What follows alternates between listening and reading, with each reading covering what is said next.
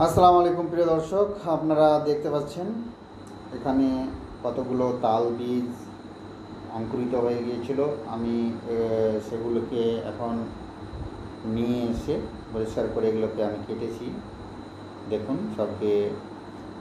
এবং এটা এর ভিতরে যে অঙ্কুরিত যে অংশটা আছে ভিতরে,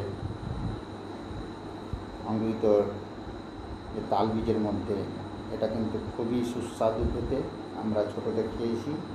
এবং এটার নাম কোথায়, আপনারা কোথায় কে কী বলেন সেটা কিন্তু কমেন্ট করে অবশ্যই জানাবেন। আপনারা খেয়েছেন কিনা কমেন্ট করে জানাবেন।